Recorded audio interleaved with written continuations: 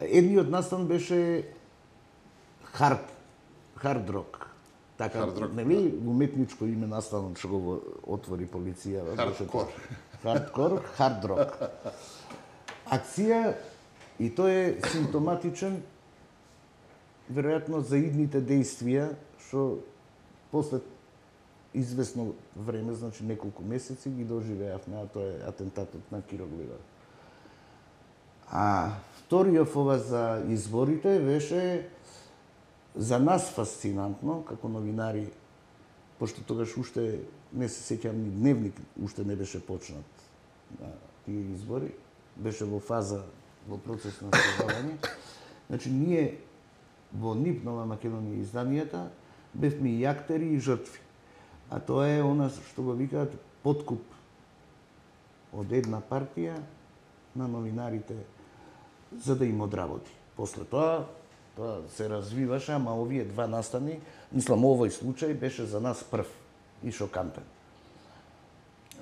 Сега од кој да почнам? Од новинарите, еве вака.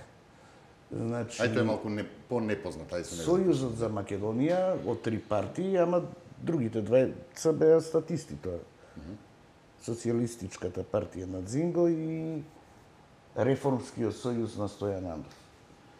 Или либерална партија, тогаш не знам што беше. И СДСМ.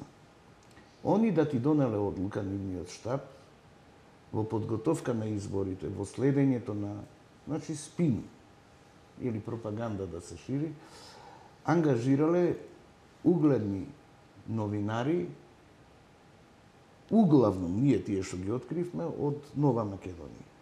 Веројатно имаше и од Вечер. Од Пулс сигурно нема. Значи, и ги откривме сосема случајно, кога отидоа незадоволни после изборите и победата, некои од тие новинари во Бихачка да си ги бараат парите што им биле ветени и подароците. И ние така дознавме и се вознемиривме и го издигнавме тоа на ниво на скандал. Може ли да отвориме малку повеќе? Дали може да отвориме имиња? Дали може да пишуваа, ја немам ништо против. Дали може да отвориме колка сума на пари биле тоа? Така, значи, веројатно индивидуално им ги давале според ценовник, колку кошта. Да речеме, дали некој од нив можеби се уште се актуелни? Така, ја не знам Ерол Ризалов или Бранко Тричковски колку тежеле на пазарот на трудот. Не знам, јас знам Милан Банов колку тежел, Александар Шолјаковски колку тежел, Пишпецка, Јулијана Кртолица, тие што добивале, значи 4.000, 5.000 марки, плюс компјутер. 94-та година компјутер. Епа, тогаш немаше многу, нели, имаше една фирма што се занимаваше. Која?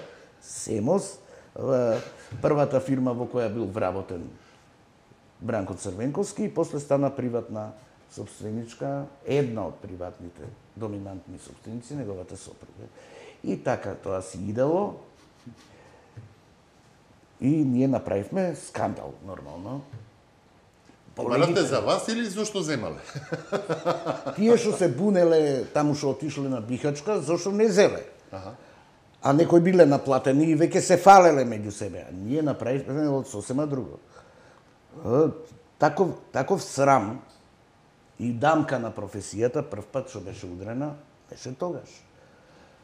Мислите дека некој превзене некаква мерка? Никој.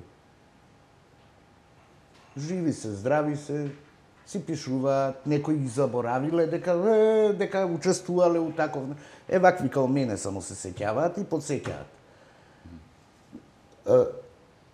Сакам да подсетам, да не мислите дека е нешто ексклузивно тоа. Па лани се деси. Нели откри Агенцијата за телевизија, овие што е, нели објави кој све земал пари од Агенцијата за проекти.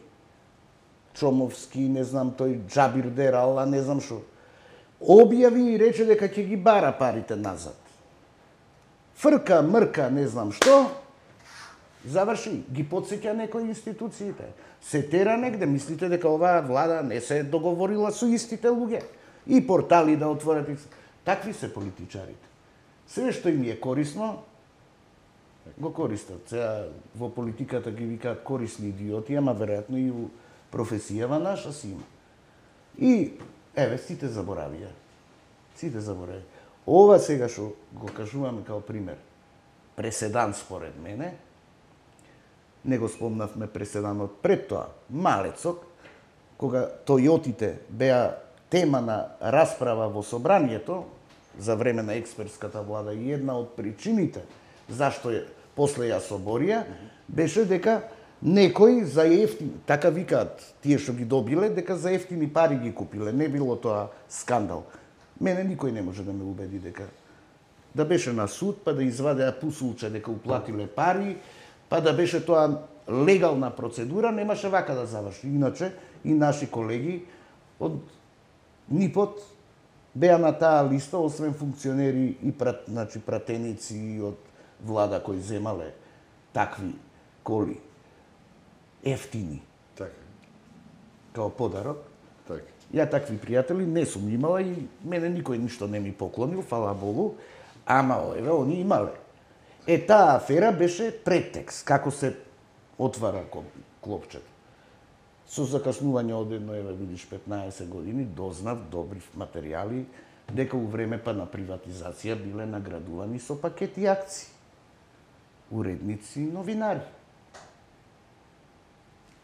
Им се поклањале као лобисти.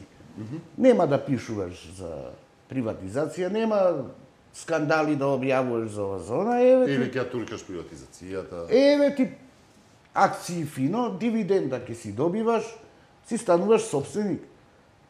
Значи сега земете ги тие главните олигарси, видете кои им се фирмите и после ќе видите и кои се тие акционери унутре.